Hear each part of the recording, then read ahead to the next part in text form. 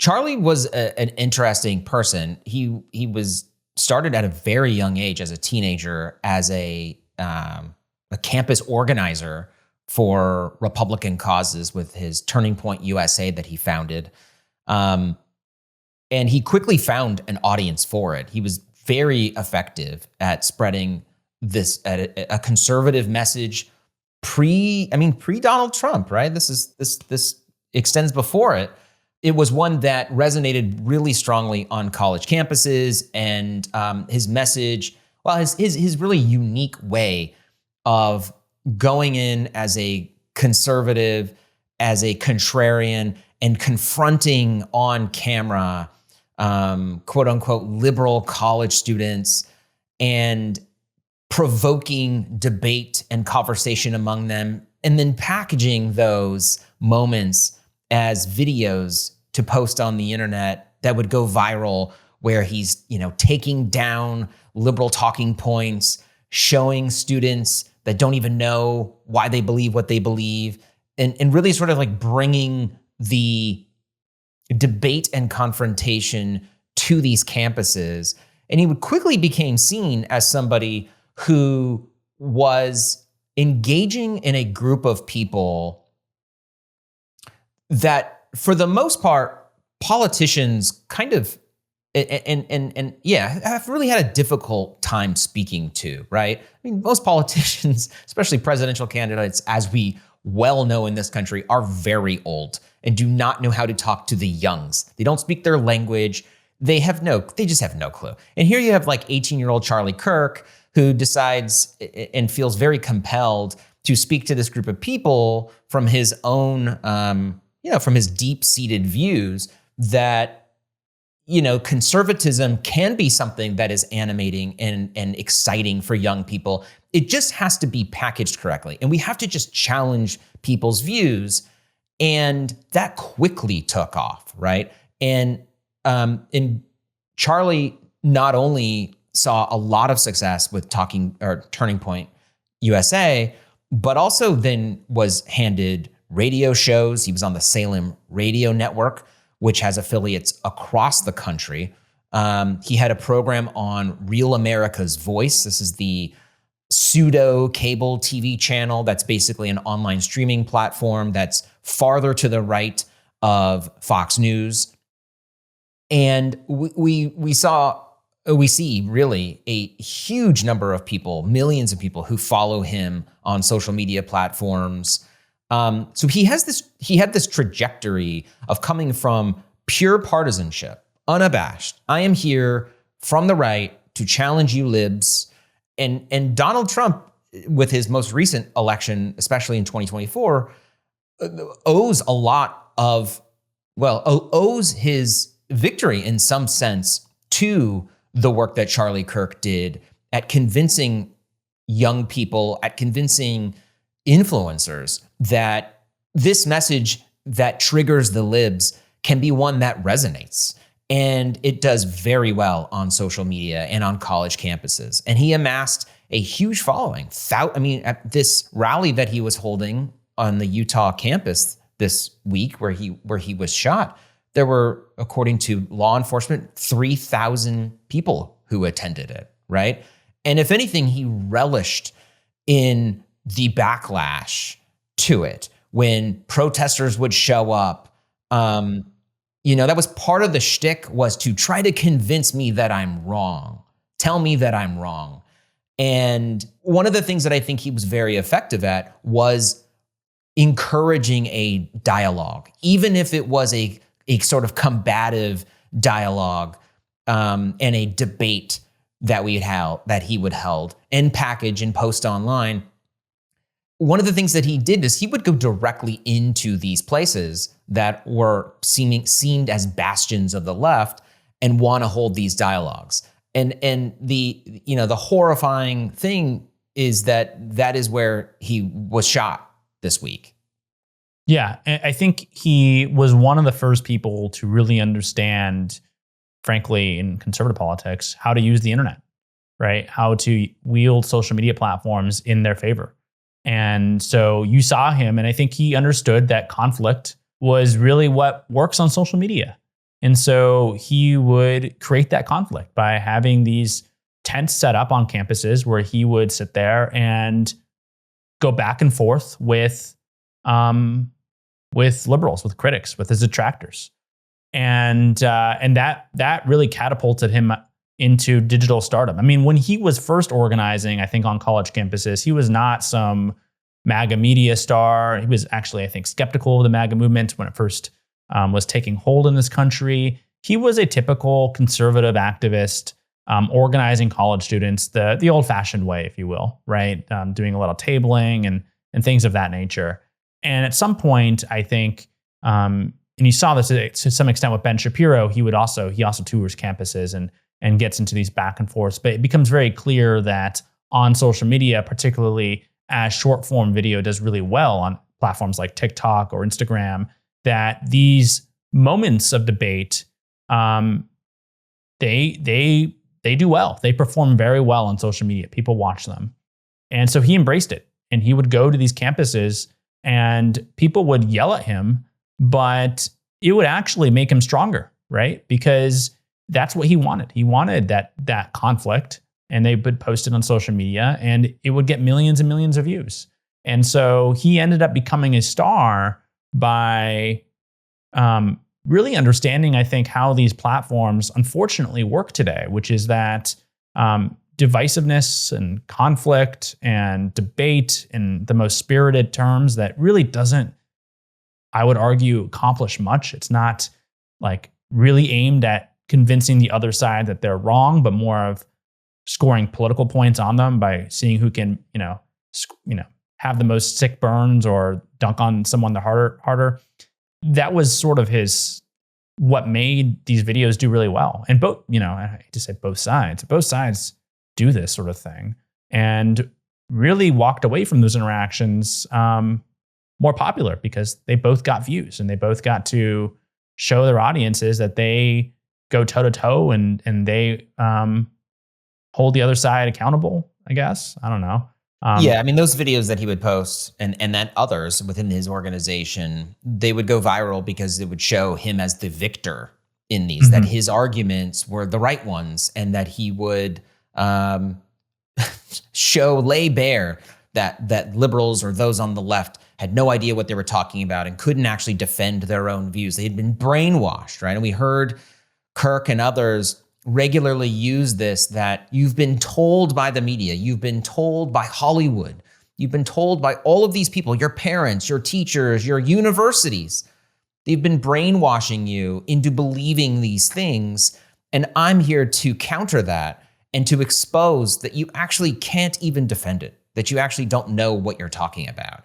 And that played extremely well to the online right base and earned him instant credibility and camaraderie among them. And we saw Donald Trump really embrace him, especially with his with his reelection.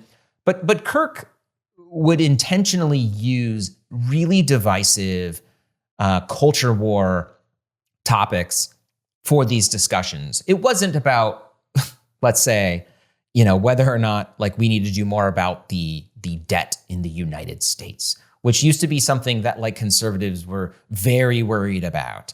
It would be issues now like transgender individuals, whether or not they should even have rights in this country. He vigorously attacked trans people, talked about that they were, not normal or unwell. He spread lies about the 2020 election that Donald Trump lost, and was a key voice on the right who inflamed the view that Joe Biden unfairly won, that the election was stolen, and was part of the Stop the Steal. And that was a key motivating force on the right. Conservatives, Republicans, Trump adherents did not just wake up one day and believe the election was stolen. They had to be told this and constantly reinforced it. And you see Trump still to this day continue to pose and lie that he had allegedly won in 2020. Kirk also said that, regularly would slam immigrants and say that they are not a core part of what this country is and what they stand for. He called Martin Luther King Jr. a bad guy and said that the civil rights movement or law, the act, was a mistake. He said that Joe Biden should be in Gitmo because he's a traitor to this country. Those are his words. And he said that Joe Biden should be put in prison or given the death penalty for crimes against America. His words. The place that Charlie Kirk, I think, once occupied 10 years ago is a very different one than where Charlie Kirk occupied in the last months of his life, where these more extreme positions, these more pointed positions, calling for, effectively the death of Joe Biden. And this is being broadcast, and we have covered this, Oliver, in the status newsletter, calling for violence, or in this case, the arrest, fomenting that kind of, that kind of commentary that angers a base and stirs them up into, a point of wanting to take action is one that Kirk ended up in. And I think it is very telling as to what you said, where value is created on social media platforms and how you continue to grow your audience on these places. And I think it's unfortunate, John, as we talk about this, and it's a difficult discussion because obviously, again, no violence is acceptable in this country. No political violence is acceptable, regardless of how extreme your views are. And as you well documented there, he was voicing very extremist opinions on his platforms.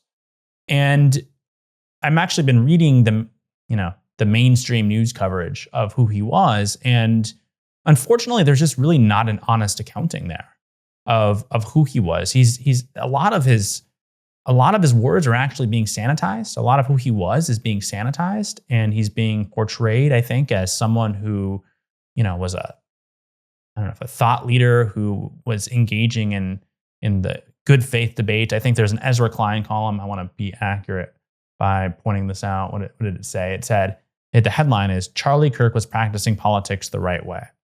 And again, no political violence is ever tolerable in this country. It's unacceptable. But saying that the sitting president should be sent to Gitmo or given the death penalty, I wouldn't say that's practicing politics the right way. I don't see how you can come to that conclusion. And so when you're reading, and that's Ezra Klein in the New York Times, when you're reading some of the coverage of him today, it's a little bit strange because, we've followed Charlie Kirk for a while. We've covered him. I remember when Charlie Kirk emerged on the scene a decade ago, I think, I was working in conservative politics and media myself. The idea that, in recent years, he's been practicing politics the best way, I don't know. Maybe Ezra Klein is unaware of who Charlie Kirk was and what he was saying on his shows, but it's not accurate. And it's unfortunate because even when there is a death, there should be accurate press coverage of who they were. There should be an honest accounting of who he was, and not really a sanitizing of the record. When anyone dies, it's always very difficult in the immediate wake to discuss these things. But I think good news coverage captures the nuance the best it can. And I just don't think we're seeing that right now. And it probably has to do with the horrible political environment that we're currently in as a country, and the intimidation tactics coming from people like Donald Trump and his lieutenants in government. But it's important to talk about these things. I do agree. I think many in the press right now are very carefully choosing their words. And I think that they are sidestepping much of what Kirk advocated for, especially in his later years, and what he contributed to in terms of the atmosphere, especially the environment in which conservatives or Republicans or Trump supporters consume their information. I don't even want to call it news. These are not news platforms. These are commentary platforms. And generally speaking, the topic du jour every day on these platforms was that the left is violent. They are a hateful group of people. They are destroying our country. They are evil, demonic forces. I mean, you hear this language all the time. Pedophiles.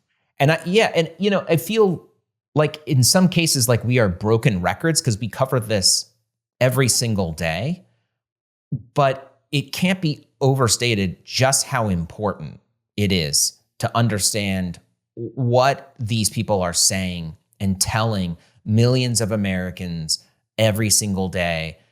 And you hear that repeatedly, you hear that enough, and it's normalized, and you start to believe it. It becomes second nature to you.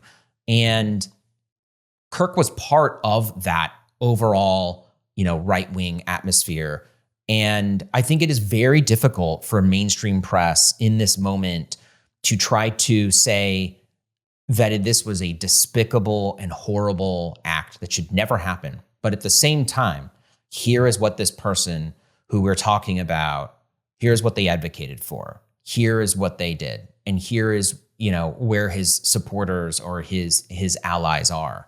And we're seeing a ton of, lionizing of him now that he has died, and straight up declaring from the right that he was a martyr for their cause. I was surprised last night that we saw the Yankee Stadium Jumbotron light up in memorial for him. I'm not quite sure what connection he had to, a baseball team, but he's been getting a lot of frankly, a lot of just mainstream coverage that suggests that he was an individual who was just out there, a family man and speaking, and that is true. But at the same time, I think misses a lot of what he contributed to. And misses the nuance of who he was, and good obituaries and good coverage captures that. And I get it. Look, John, I get it. I understand why there's this fearful climate. I'm totally aware that someone can take our podcast right now and probably cherry pick comments and clip it out of context. And that's a fear that is very much felt in mainstream newsrooms, that, one comment can be used by, people like Sean Hannity, like he was doing last night, to attack the network, to destroy credibility, and to stir up, a lot of unwanted feeling toward that network. And so I get it. At the same time, though, it's important when these things happen to capture that nuance and to be accurate about how these people are portrayed. And I don't think that's coming through in a lot of the coverage right now. And if you don't know who Charlie Kirk was, I think about this a lot, because again, we're in this space. We're watching his show quite frequently. We know who he was. We read his tweets and all that. But if you are someone who doesn't pay attention to this information landscape in the same way, you would probably walk away with from a lot of the coverage with a incorrect understanding, I'd say, of who Charlie Kirk was. Yeah, I think we are largely in a atmosphere of fear in recent months, and I think this lands at a moment that in some ways also contributes to it, that it is difficult for many to speak clearly and plainly in this moment, because there is so much at stake, and there is so much that people are afraid of might happen, both that led to a moment like this, that this represents, and also what might still be to come down the road. I also think, John, can I also say this too? I think it's very important to point out that accurate news coverage of people like Donald Trump or people like Charlie Kirk is not the same thing as others spreading conspiracy theories and whipping up hate based on misinformation against the left or the mainstream press or whatever. Those are very different things. So when the press accurately describes what Donald Trump is doing in the Oval Office and points out, the disturbing actions that he is taking, that is completely different than Alex Jones or Tucker Carlson going on air and spreading lies and demonizing politicians on the left, people like Joe Biden. And I think that's also important and needs to be said. It is okay to accurately describe who people are and what they're doing. That is not the same thing as we've seen from other organizations and people, and mainly in MAGA media. They spread lies and misinformation often, and that's frankly a lot of times how they're catapulted to stardom. And so the attacks right now on news organizations, for last night, I think Sean Hannity seized on a comment where I believe it was Katie Tur at MSNBC described Kirk as polarizing. That is an accurate comment. And that is totally different than what Sean Hannity does on an effectively hourly basis, but certainly a daily basis. Thank you for watching Power Lines. For more analysis and insight, subscribe to our YouTube channel down below, like this video, and you can watch more of us right over here.